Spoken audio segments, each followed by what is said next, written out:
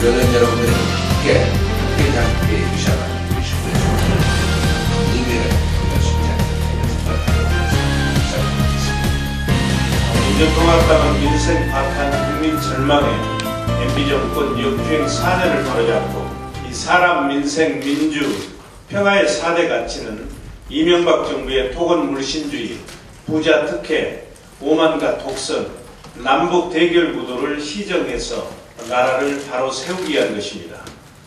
두 번째 기본 방향은 MB 역주행 4년을 심판하고 서민에게는 희망을, 시민에게는 자유를, 한반도에는 평화를 실현해서 1%가 아닌 99% 서민이 활짝 펼 수 있는 대한민국의 미래 비전을 제시하는 것입니다.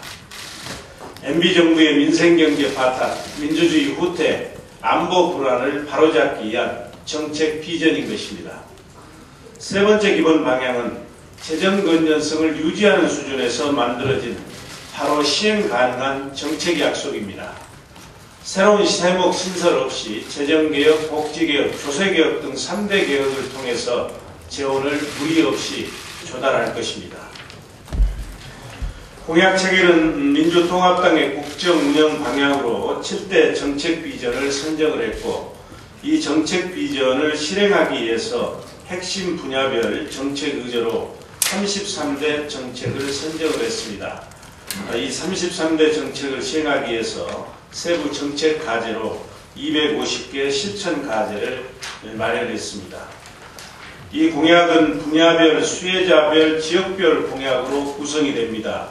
오늘은 우선 이 사람아 활짝 펴라, 99% 국민이 활짝 뛰는 그날까지 사람아 활짝 펴라 하는 이 소책자를 나누어 드렸는데요. 이거는 비교적 감성적으로 우리 언론인들께서, 국민들께서 이해하기 쉽게 작성이 된 것입니다.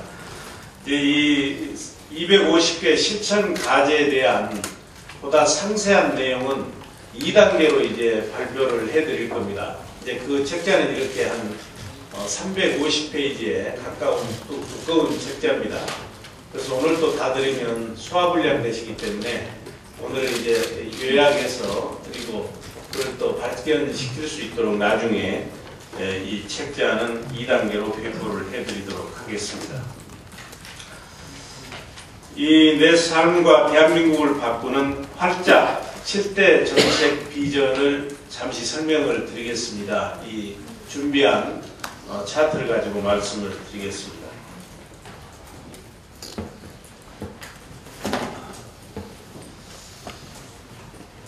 우선 이 비전 1은 좋은 일자리 창출과 고용 안정 이걸 채택을 했습니다. 잘 아시는 것처럼 우리 민주통합당은 모든 경제정책의 우선순위를 고용 안정, 일자리 창출에 둘 것입니다. 일자리가 늘어나면 소득이 늘어나고 소득이 늘어나면 소비가 늘고 소비가 늘면 투자가 늘고 그래서 또 일자리가 다시 확충되는 그야말로 경제와 복지, 소득 성장과 분배의 선순환을 이룰 수 있는 매우 중요한 의제이기 때문에 일자리 창출을 첫 번째 비전으로 선정을 했습니다. 두 번째 비전은 경제 민주화와 민생 안정입니다. 지금 우리 사회의 가장 큰 문제는 사회 양극화입니다. 날로 심해지고 있는 사회 양극화, 또 이로 인한 갈등과 분열을 치유하지 않고서는 지속적인 성장도 국민의 행복지수 제고도 기대할 수 없습니다. 따라서 두 번째로는 경제 민주화 실현과 민생 안정을 비전 2로 선정을 했습니다. 세 번째 비전은 보편적 복지 확충입니다. 잘 아시는 것처럼 복지 확충은 이제 시대적 흐름이고 국민적 요구입니다. 우리나라는 지금 OECD 34개국 가운데서 복지 지출 비중이 꼴찌에서 두 번째입니다. 그래서 우리는 지금 과도한 복지를 걱정할 때가 아니라 저부담, 저복지에서 벗어나서 적정부담, 적정복지로 나아가는 것이 매우 필요한 시점입니다. 네 번째 비전은 평화와 공영의 새로운 한반도 시대를 개막하는 것입니다. 잘 아시는 것처럼 이 한반도는 우리나라가 제2의 도약을 할 수 있는 변수입니다. 한반도 평화야말로 경제고 복지고 일자리 창출이고 국민 통합입니다. 그래서 네 번째 비전으로 선정을 했습니다. 다섯 번째 비전은 성장 동력 확충과 국가 균형 발전입니다. 여섯 번째 비전은 지속 가능한 사회 발전입니다. 마지막 일곱 번째 비전은 MB 역주행 심판과 권력 개혁이 되겠습니다. 우선 이 공약을 만들어진 과정에 대해서 간략히 말씀을 드리면, 우리 백재현 의원님께서 말씀하신 것처럼 그동안 14차례에 걸쳐서 유쾌한 정책 반란을 발표를 했습니다. 그 내용들이 우선적으로 반영이 됐습니다. 그뿐만 아니라 우리 민주통합당은 그동안 보편적 복귀 특위, 경제민주화 특위, 그리고 한반도 평화 특위, 조세개혁 특위, 이런 당내 특위 연구 결과를 반영을 했고, 또 각 분야 전문가와 간담회, 그리고 민생 현장의 목소리를 청취해 왔습니다. 또 당 홈페이지를 통한 각계각층의 제안을 종합 검토해서 이번 공약에 반영했다는 말씀을 드립니다. 오늘 발표되는 7대 비전 33대 정책 약속이 차기 정부에서 시간 낭비하지 않고 차질 없이 바로 시행될 수 있도록 올해 하반기 국회에서부터 관련 예산을 확보하고 법률을 제정 또는 개정할 것입니다. 이 구체적인 내용은 14차례 유쾌한 정책 반란으로 이미 발표를 대부분 했기 때문에 새로운 내용 위주로 보도자료를 중심으로 3페이지부터 말씀을 드리겠습니다. 우선 비전 1, 좋은 일자리 창출과 고용 안전망을 확충하겠습니다. 이렇게 되면 99% 국민에게 좋은 일자리가 활짝 펼쳐질 것입니다. 5년간 새로운 일자리 330만 개를 창출할 것입니다. 이렇게 되면 우리나라의 고용률은 현재 63% 수준에서 OECD 평균 수준인 70%까지 갈 수 있을 것입니다. 그리고 고졸자 취업 기회를 획기적으로 확대해서 구인난과 취업난의 미스매칭 문제를 해결하고 각종 여기서 파생되는 사회적 문제를 해결하도록 할 것입니다. 두 번째 비전입니다. 경제 민주화를 실현하고 민생을 안정시킬 것입니다. 이렇게 되면 99%의 서민 경제가 활짝 펼쳐질 것입니다. 재벌 개혁으로 우리 사회를 탐욕과 독점에서 책임과 공견의 사회로 전환할 것입니다.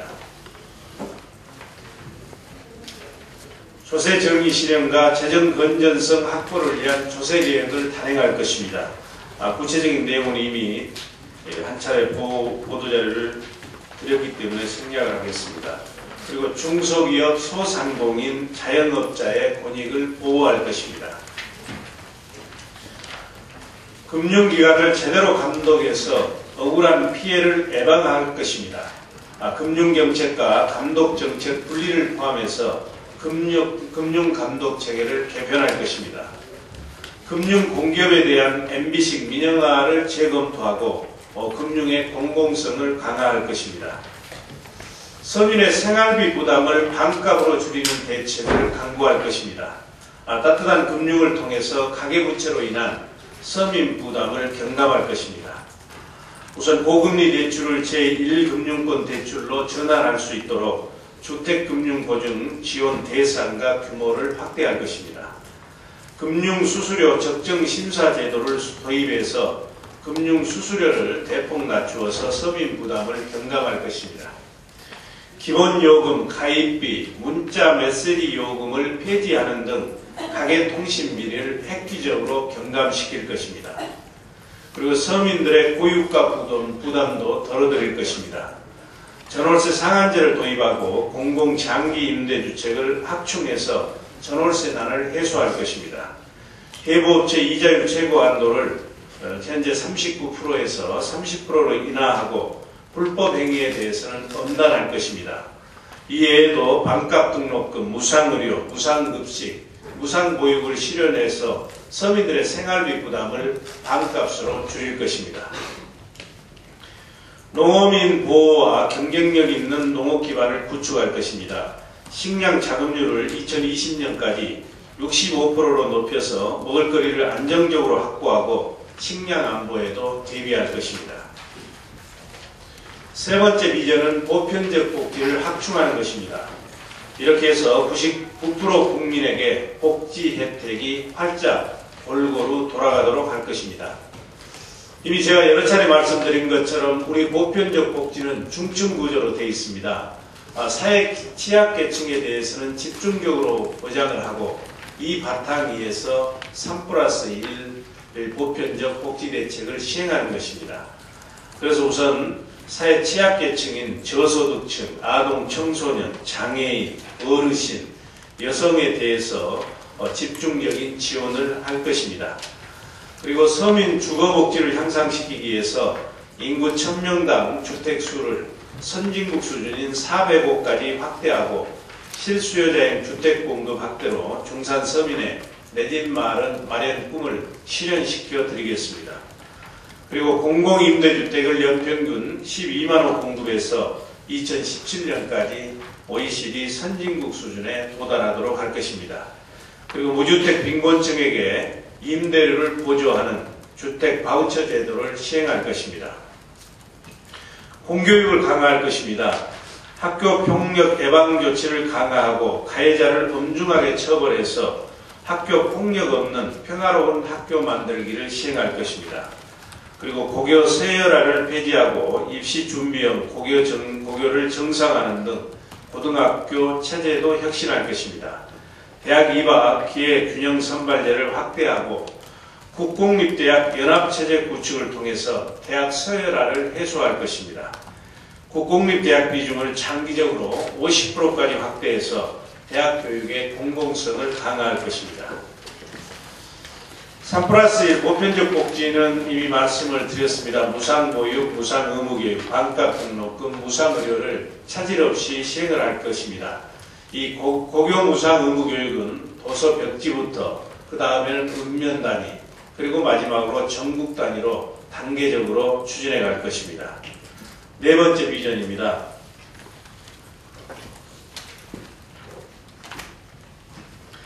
평화 공영의 새로운 한반도 시대를 개막해서 한반도의 평화가 활짝 열리도록 할 것입니다. 이 내용도 이미 한번 보도자료를 설명드렸기 때문에 생략을 하겠습니다. 다섯 번째 비전은 성장 동력 확충과 국가 균형 발전입니다. 지방과 수도권이 함께 중심이 되는 시대가 활짝 열릴 것입니다. 우선 과학기술, IT 강국으로 육성하고 성장 동력도 확충해 나갈 것입니다. 지방 분권을 확대하고 지방 재정 능력을 강화할 것입니다. 이 부분을 좀 말씀을 드리겠습니다. 국회에 지방분권 특별위원회를 설치하고 중앙정부 권한을 지방으로 지속적으로 이양하는 등 지방분권을 강화하겠습니다. 국세와 지방세 조정, 그리고 국고보조사업제도와 지방교부세제 개편, 복지사업에 대한 국가와 지자체 간 역할 및 지원 방안 재정립 등 지방의 재정 능력 향상을 위해서 모든 노력을 다할 것입니다. 지방자치 경찰제 도입, 지방자치와 교육자치의 일원화 등 실질적인 주민자치를 실현할 것입니다. 그리고 권역별 특성에 맞는 지역 맞춤형 사업을 차질 없이 추진할 것입니다. 국민의 정부 지방분권 철학과 참여정부의 균형발전 철학을 바탕으로 해서 16개 광역시도별로 요구되는 사업에 대한 적극적인 지원을 통해서 주민의 삶의 질을 높이고 지역과 수도권의 상생 발전을 도모할 것입니다. 이 6대 권역별 지원 사업은 소책자 있지 않습니까? 사람아 활짝 펴라. 여기 28쪽을 보시면 33쪽까지 잘 정리가 됐습니다. 그래서 이건 우리 언론인들께서 참고를 해주시면 좋겠습니다. 여기 이제 또 구체적인 내용은 나중에 2단계로 나누어 드리는 정책 비전에서 참고를 하시면 되겠습니다. 여섯 번째 비전은 지속 가능한 사회 발전을 이루는 것입니다. 99%를 위한 지속 가능한 내일의 삶이 활짝 펼쳐질 것입니다. 원전 중심이 아닌 안전 중심의 에너지 정책을 추진할 것입니다. 원전 확대 정책을 전면 재검토하고 설계 수명이 종료된 원전 가동을 연장하지 않는 등 원전 안전 대책을 확실하게 강화할 것입니다. 그리고 강력한 에너지 절감 대책을 추진하고 신재생에너지 개발을 촉진하고 2030년까지 신재생에너지 비율을 20%까지 확대할 것입니다. 그리고 에너지 온실가스를 줄이기 위해서 온실가스 배출권 거래 제도를 조기에 시행하도록 하겠습니다. 토건국가에서 벗어나서 지속가능한 국토 이용으로 생태계를 보존하도록 하겠습니다. 국책사업의 환경영향평가와 사후관리를 강화하고 지속가능성 평가 제도를 새롭게 도입할 것입니다. 그리고 4대강 수변구역의 난개발 방지, 부실공사로 인한 붕괴 위험이 있는 4대강 대형보의 위험요소 제거, 그리고 안전대책을 강화할 것입니다. 그리고 언론의 공정성과 표현의 자유를 보장할 것입니다. 그리고 문화강국의 실현과 생활형 문화를 정착시키기 위해서 한류의 지속적인 지원으로 대한민국의 문화 영토를 확대해 갈 것입니다. 또 공휴일이 일요일과 겹칠 경우 대체 휴일제를 도입해서 여가 문화 생활을 활성화할 것입니다. 마지막 비전 7번째입니다. 이명박 정부의 역주행 심판과 권력 개혁을 단행해서 99%에게 공정한 세상이 활짝 열리도록 할 것입니다. MB정부 4년은 그야말로 서민경제 붕괴, 민주주의와 인권 후퇴, 남북관계 파탄, 권력형 비리로 점철된 대한민국 발전의 암흑기였습니다. 대통령 측근들의 온갖 권력형 비리로 얼룩지고 불공정, 무원칙, 정실인사로 공직을 사유화하였습니다. 이명박 정권 4년간은 한마디로 국민 절망의 4년이었습니다. 그래서 우리 민주통합당은 불통과 독선의 MB 역주행 4년을 심판할 것입니다. MB 정권 온갖 비리 의혹에 대한 진상 규명을 해서 국민적 의혹을 해소하고 책임자를 문책할 것입니다. 검찰개혁 등 사법개혁을 완성해서 국민의 권익을 보호할 것입니다. 또한 정치개혁으로 생산적인 정치 구조를 만들고 국민에게 신뢰받고 일 잘하는 정부를 구현할 것입니다. 국회의원의 면책 특권 제한과 1심 유죄 판결을 받은 국회의원의 직무정지 등 국회의원 특권을 폐지해 나갈 것입니다. 국회 날치기 처리 및 폭력 방지를 위한 제도적인 장치를 강구하고 특히 예산결산위원회를 상임위원화해서 상시 예산 감시 기능을 강화할 것입니다. 공직자윤리법에 규정된 취업 제한 대상 기간 소속 인사의 2년 내 장차관 임용을 배제하는 등 고위공직자 취업 제한 제도를 강화할 것입니다. 지금은 이제 공직자들이 그만두게 되면 관련 이제 기관이나 기업에 취업하는 것을 일정 기간 막는 제도만 있지 장차관을 그런 유관기관에서 바로 임명하는 것을 막는 제도는 없습니다. 그리고 MB정부에서 무리하게 통폐합된 정부 조직을 정상화할 것입니다. 재정개혁을 통해서 소비성, 중복성, 선심성 예산을 삭감하고 무분별한 대형 토건사업을 억제하며 대규모 국책사업의 타당성 조사를 강화하겠습니다.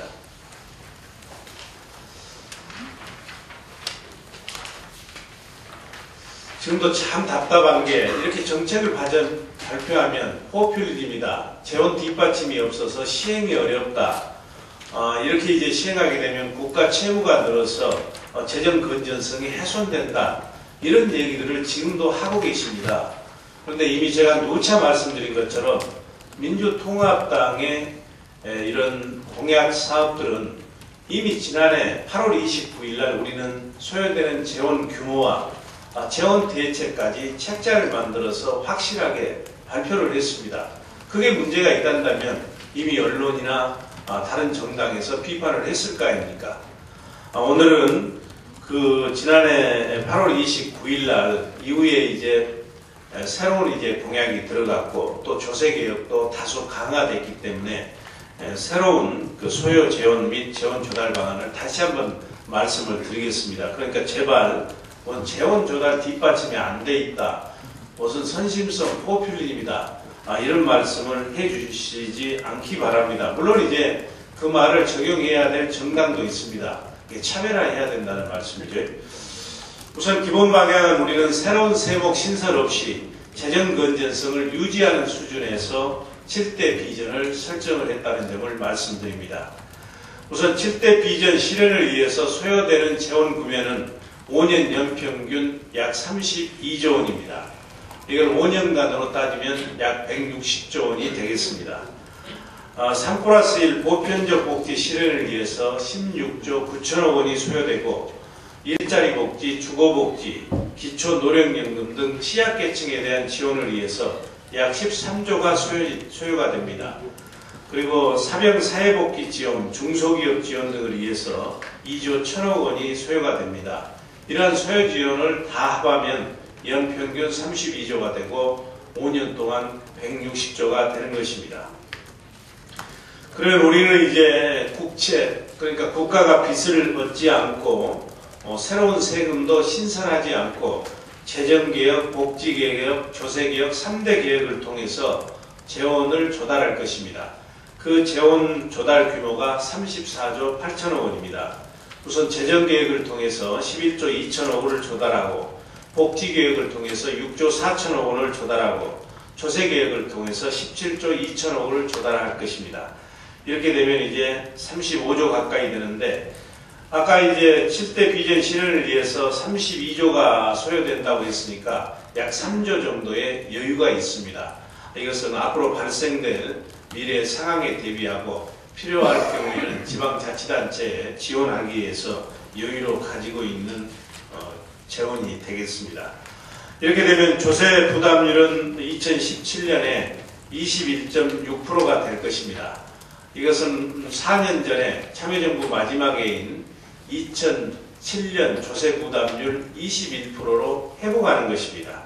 이렇게 하더라도 OECD 평균 조세 부담률 25%에는 아직도 크게 미달하고 있다. 이렇게 생각을 해주시고요. 그래서 우리가 지향하는 복지국가, 창조형 복지국가는 고부담, 고복지국가가 아닙니다.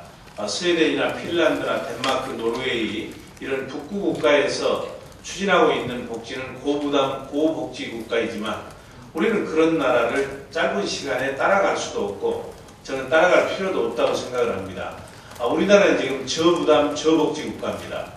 지금 복지비 지출이 OECD 국가에서 꼴찌에서 2번째로 낮기 때문에 지금 복지비 늘어나는 것을 걱정할 그런 단계가 아닙니다. 그리고 조세 부담률도 지금 19.3%로 정부가 그야말로 모든 일을 하지 않겠다고 하는 직무유기 수준으로 조세 부담률을 낮게 가지고 가고 있습니다. 그래서 적정 부담, 적정 수준으로 가기 위해서는 21.6% 조세 부담률이 무리한 것이 아니다.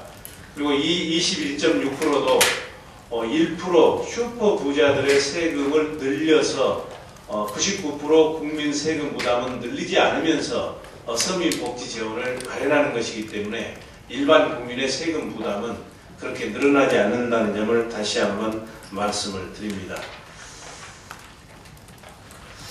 민주통합당의 7대 비전과 정책 약속들은 진정성이 있고 알맹이가 있고 실현 가능성이 높은 지속 가능한 정책입니다. 꼭 오늘 우리가 복지 공약을 발표하면서 새누리당 정책과 차이점을 그래도 말씀을 드려야 언론인들에게 도움이 되지 않겠습니까? 제가 여러 차례 얘기를 합니다만 새누리당의 정책 공약은 진정성이 없습니다. 오늘의 경제 파탄을 가져온 정권이 어떤 정권입니까? 이명박 새누리당 정권은 지난 4년간 친재벌 정책, 친부자 정책으로 사회 양극화를 초래하고 갈등과 분열을 심화시켰습니다. 그런 정권이 사죄 한마디 하지 않고 보편적 복지를 얘기하고 경제 민주화를 얘기하고 재벌 정책을 얘기하는 것은 그야말로 국민을 기만하는 것입니다. 저는 먼저 국민들께 사죄하고 그리고 알맹이 있는 내용을 내놔야 될 것입니다. 두 번째, 이 새누리당 공약은 내용이 없습니다. 우선 재벌 개혁만 보더라도 주된 내용인 출자 총액 제한제도, 순환 출자 금지, 지주회사 행위규제 강화, 금산분리 이런 내용이 한 줄도 들어가 있지 않습니다. 경제민주화를 얘기하지만 내용이 없습니다. 그리고 세 번째는 새누리당의 공약은 실현 가능성이 매우 낮습니다. 우선 아까 얘기 드린 것처럼 아까 말씀드린 것처럼 총선과 대선을 앞두고 급하게 만들어진 정책이기 때문에 진정성도 없고 내용도 없고 또 당의 정체성과 맞지도 않고 실천 의지도 미약하기 때문에 양대 선거가 지나가고 나면 과연 실천이 되겠느냐 하는 것이 다수 국민들의 생각입니다. 그래서 민주통합당의 7대 비전과 정책 약속들이 시행되면 대기업과 중소기업, 부자, 서민, 수도권과 지방, 성장과 복지, 내수와 수출이 동반 성장하고 균형 발전하게 될 것입니다. 우리 아이들이 더 나은 내일을 꿈꾸는 세상, 재산과 소득에 관계없이 국민 모두가 행복한 사회, 국가가 일자리, 보육 및 교육, 주거, 노후, 안보 등 국민의 5대 불안을 책임지고 해결하는 대한민국이 건설될 것입니다. 그리고 그 다음 장에 보면 이 사람아 할짝펴라 해서 수혜자별 분야별로 민주통합당의 정책 약속이 정리가 잘 되어 있습니다. 우선 그 아동, 청소년, 대학생, 어르신, 여성, 장애인, 중소기업, 소상공인, 자영업자, 농어민, 노동자, 그리고 민생안정, 경제민주화, 권력개혁, 지방지원, 한반도 평화, 과학기술, 문화예술, 언론, 에너지환경 이렇게 16개 수혜자별 분야별로 정리가 되어 있기 때문에 이것만 보시면 일목요연하게 내용을 파악하실 수 있을 것입니다. 혹시 추가 멘트 하실까요? 혹시 질문 있으시면 질문 받도록 하겠습니다만 점심시간이 다 됐네요.